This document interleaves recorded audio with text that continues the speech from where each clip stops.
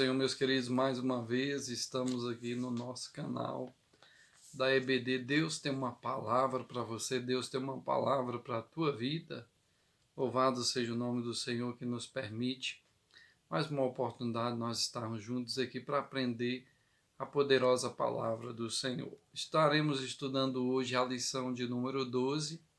Já estamos aí prestes a finalizar esse trimestre, 13 lições maravilhosas. Hoje é a lição de número 12. Já estamos aí praticamente na penúltima lição da nossa escola bíblica e temos muito a agradecer a Deus porque o Senhor tem assim nos ajudado, nos agraciado e nos feito hoje essa oportunidade de estarmos aqui juntos para mais uma lição. E assim temos que dar sempre graças a Deus por isso. Se você ainda não é um inscrito no nosso canal, se inscreva no nosso canal. Faz com que o nosso canal cresça e atingimos mais objetivos, que é que todos venham ao conhecimento da palavra de Deus.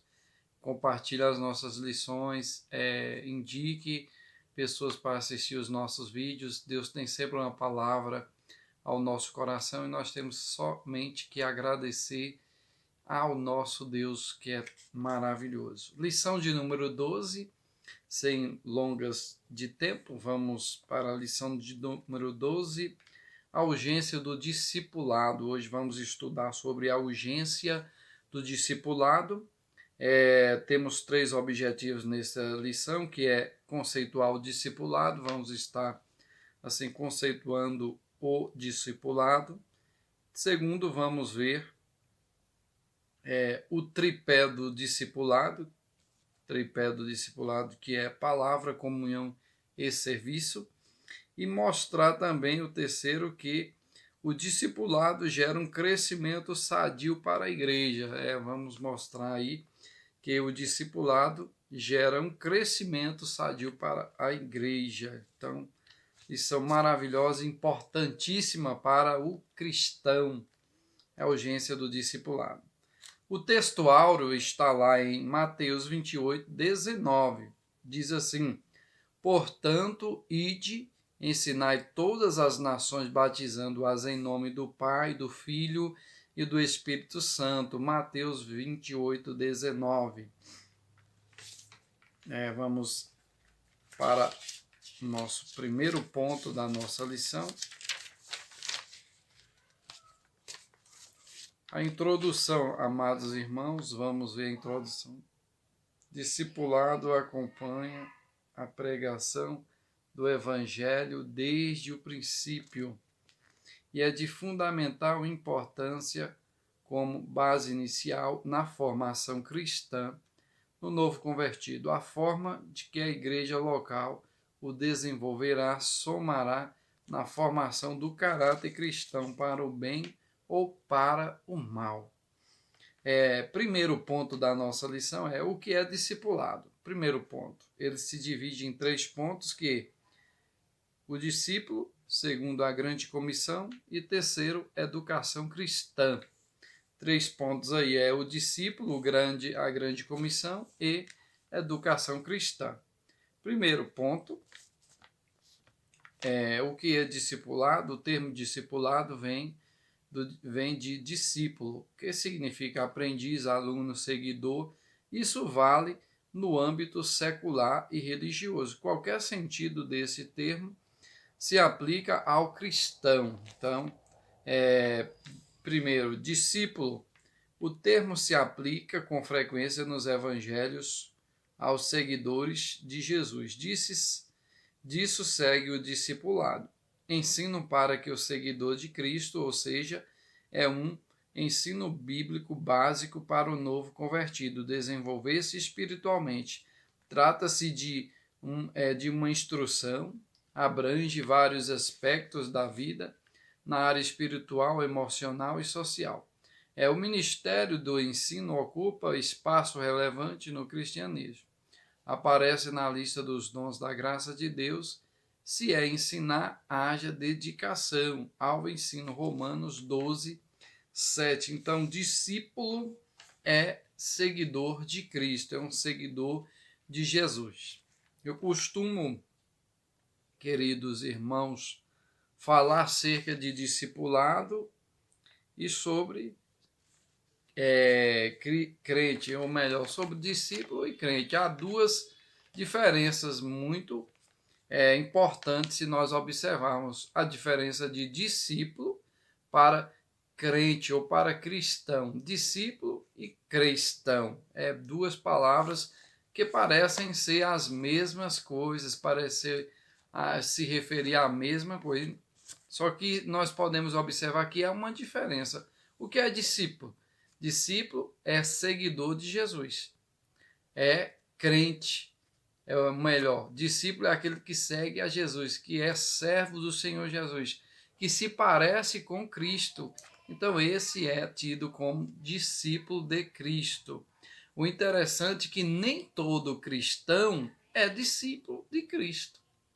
Interessante isso aí, se nós pararmos para observar. Nem todo crente é discípulo de Cristo. É muito fácil ser crente, é muito fácil ser cristão, mas ser discípulo não é fácil e não é brincadeira também. Não é para qualquer um. Ser discípulo de Cristo é coisa interessante nós observarmos esses dois pontos de vista, porque o discípulo, ele se parece com Cristo. Ele coloca-se a palavra como sua bússola, como sua direção para você seguir. Interessante. Então, o discípulo, ele vive segundo a palavra do Senhor, observando a palavra de Deus, aplicando a palavra de Deus na sua própria vida. Esse é um verdadeiro discípulo de Cristo. Cristão, nem sempre, muitas das vezes, você vai ver que o cristão é um discípulo, porque você vê cristão de toda forma, de todo jeito, se veste de todo jeito, age de todo jeito, muitas das vezes deve, não paga, é caloteiro,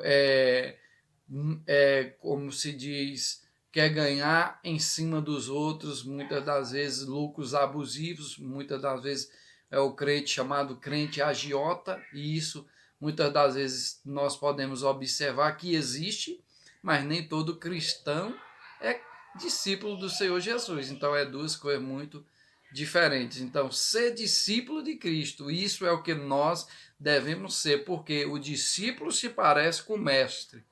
O discípulo vive como o mestre viveu. O discípulo anda como o mestre andou. O discípulo faz aquilo que o seu mestre fez. Então, isso é diferente. Então, precisamos ser discípulos do Senhor Jesus Cristo. Segundo, grande comissão. Em nome se dá a grande comissão que o Senhor Jesus designou para a evangelização das nações. O verbo ensinar, ensinai todas as nações. Então, nós vimos aqui que o Senhor Jesus, ele deixou aqui vamos dizer, um decreto, ensinar todas as nações, não é algo que nós devemos dizer assim ou decidir não fazer, não. Todo discípulo do Senhor Jesus, ele vai observar esses parâmetros e ele vai fazer conforme a Bíblia diz, ensinar todas as nações. Então, ou seja, há um mandamento do Senhor Jesus em ensinar todas as nações. E o que? Ensinar a palavra de Deus. Então, amados irmãos,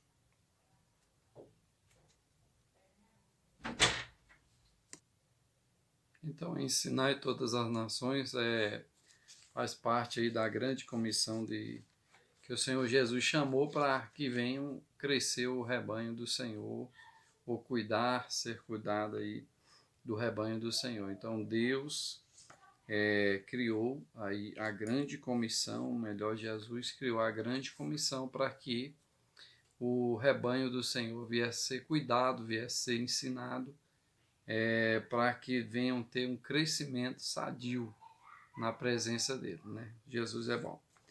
Educação cristã, o terceiro ponto, então a doutrina dos apóstolos está dentro do corpo doutrinário que Jesus ensinou os seus discípulos durante o seu ministério terreno e que depois o Espírito Santo se encarregou de orientá-los.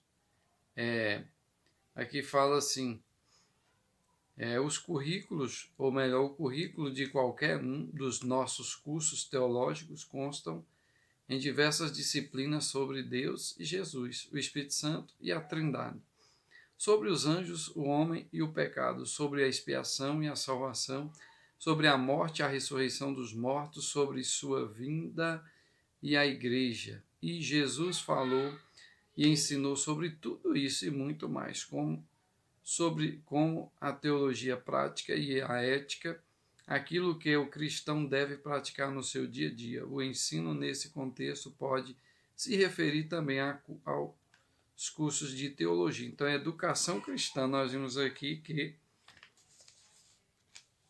no termo discipulado, entrou discípulo. Discípulo é a grande comissão, que é a grande comissão, são os discípulos de Cristo, a união dos discípulos de Cristo. E aqui a educação cristã, que é o ensino do discipulado, das doutrinas da palavra de Deus para o cristão, não somente para os novos convertidos, mas também para todos aqueles que se convertem ao Senhor. Precisa-se ser orientado, ser ensinado com a teologia bíblica, tudo dentro da Bíblia Sagrada. Isso é muito importante para o crescimento sadio da igreja. Segundo ponto, o tripé do discipulado: palavra, comunhão e serviço. Então vamos ver aqui acerca do tripé do discipulado. São 3 pontos que compõem aqui o tripé do discipulado. Primeiro, palavra. Segundo, comunhão. Terceiro, serviço.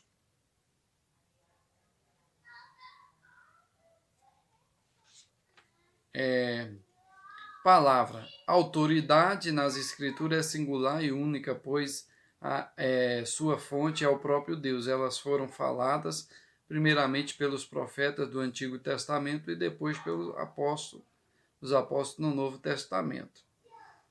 Na atualidade, não temos os apóstolos em pessoa conosco, no entanto, eles ainda nos ensinam pela palavra de Deus, a Bíblia Sagrada. Então, a palavra faz parte do tripé aqui do discipulado.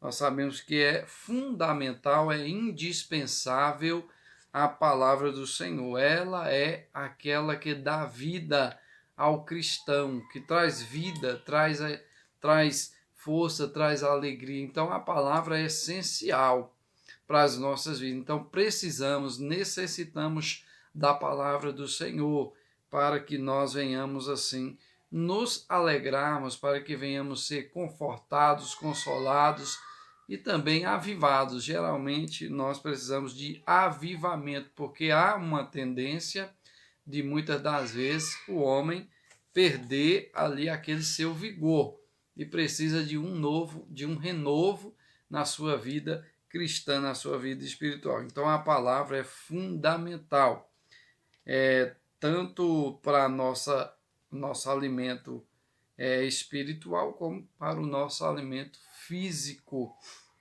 Também vai nos fazer bem a palavra do Senhor. Segundo, comunhão, ter tudo em comum e partilhar a mesma crença é comunhão. Aqui diz assim, o significado significa compartilhar ou partilhar mutualmente de algum evento comum ou acordo. No Antigo Testamento, a ideia de comunhão diz respeito ao relacionamento da pessoa com seu próximo, e nunca do ser humano com Deus. Embora Abraão tenha sido chamado amigo de Deus, Moisés tenha falado com Deus face a face, eles não provaram a mesma comunhão com Deus como os crentes da nova aliança. A comunhão no cristianismo envolve tanto o relacionamento entre os irmãos, como também com o Pai, com o Filho e com o Espírito Santo. Então, comunhão, palavra muito profunda, muito importante, que nós devemos estar zelando por esta palavra e pela a nossa vida também diária. Interessante, nós podemos observar que precisamos ter comunhão com Deus e comunhão também com o próximo. De nada adianta nós termos apenas uma comunhão com Deus, estarmos de mal com um amigo, ou com alguém próximo, ou com alguém distante. Não, isso aí não é comunhão. A comunhão, ela tem que ser com o Pai e com o próximo. Então, precisamos ter comunhão com o nosso próximo e ter comunhão com Deus também. Isso é muito importante. Terceiro, comunhão na igreja de Jerusalém. Como era a comunhão na igreja de Jerusalém? Aqui fala. A igreja de Jerusalém, logo nos seus primeiros dias, deu ao mundo uma lição de koinonia, o que o texto sagrado diz que não se trata apenas de compartilhar.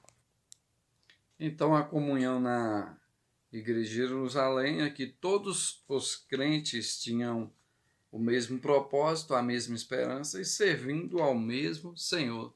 Isso é que é uma comunhão, né? Nós observarmos aí, todos os crentes tinham o mesmo propósito, todos tinham o mesmo propósito, muito interessante, a mesma esperança e também serviam ao mesmo Senhor, ao mesmo Deus. Então isso é uma comunhão verdadeira, uma comunhão bíblica, que essa nós devemos ter também.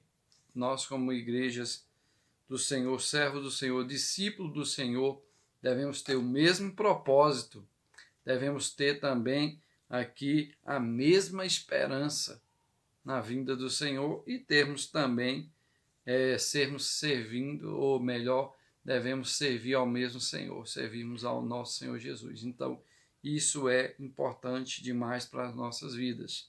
Quarto, serviço. Trata-se de um termo significado amplo nas Sagradas Escrituras. O termo visto isoladamente quer dizer um trabalho realizado para alguém ou algo seguido às suas instruções. Então, serviço. Então, nós vimos aqui acerca de discipulado, o que é o discípulo, e o discípulo também, ele precisa participar do tripé, ou ter conhecimento do tripé do discipulado, que é palavra, comunhão e serviço. Então, nós precisamos aplicar isso na nossa vida para que o nosso crescimento venha a ser sadio, importante. Precisamos ter comunhão uns com os outros, precisamos ter comunhão com Deus, precisamos também ter a palavra como a nossa única regra de fé e também precisamos servir, ou seja, trabalhar para o Senhor. Foi para isso que nós fomos chamados, não fomos chamados para ficar dentro dos nossos lares, não fomos chamados para ficar longe da presença de Deus, não fomos chamados para ficar distante da casa do Senhor, não, fomos chamados para fazer a vontade de Deus, trabalhar para o Senhor, precisamos servir a Ele. Qual é as funções que o Senhor nos atribuiu? Então, sirva ao Senhor com alegria. É isso que o Salmo de número 100 diz: celebrai ao Senhor com alegria todos os moradores da terra, servir a Ele. Então, com júbilo, isso é muito importante. Precisamos aprender o que realmente a Bíblia nos pede, nos exige, e o que o Senhor quer de nós, para que nós venhamos crescer na terra, na presença do Senhor. Terceiro e último ponto, queridos, já estamos finalizando aqui, o discipulado e o crescimento sadio da igreja. O discipulado e o crescimento sadio da igreja, que se divide em 3 pontos. Primeiro, o crescimento espiritual, crescimento numérico, e terceiro, o exemplo da igreja de Antioquia. Primeiro, o crescimento espiritual. O processo do discipulado tem por objetivo instruir o novo convertido sobre vários aspectos da vida cristã. Todas as pessoas que vêm a Cristo precisam ser discipuladas, isto porque elas se tornaram novas criaturas, segundo Coríntios 5,17. Então, é preciso ter um crescimento espiritual. O discipulado vai nos instruir. Então, com o discipulado, nós vamos crescer. Mas quando é que termina ou quando que começa o discipulado? Discipulado realmente é algo que nós, muitas das vezes, não podemos enumerar tempo. É como se fosse uma faculdade teológica, ou melhor, uma faculdade para Deus, uma faculdade que nunca se acaba. Na realidade é isso. Há um período de você receber ali o seu certificado, mas é algo que você precisa estar continuamente aprendendo, precisa estar continuamente buscando, aprendendo. Então é um aprendizado que nunca se acaba, né? Como aqui na Terra as faculdades que tem, sempre vai ter um fim para elas. Qualquer faculdade que você fizer vai ter um tempo que você vai concluir aquilo ali, não vai precisar mais estudar, porque você já foi formado. Não, mas na vida cristã é diferente. Na vida cristã, você vai conseguir, muitas das vezes, o seu objetivo ali, o seu certificado em uma área, talvez que você escolheu, mas você nunca deve parar de aprender, de buscar aprender, principalmente nos termos que você estudou ou na palavra do Senhor. É algo maravilhoso. Nós precisamos crescer, é tanto que a Bíblia vai nos dizer lá em Oséias, capítulo 6 e o verso 3, que nós precisamos prosseguir em conhecer o Senhor. Não devemos parar, porque nunca nós vamos conhecer o Senhor totalmente e vamos precisar conhecer, e nunca também vamos conhecer a Bíblia 100%. Então é algo que nunca vamos fazer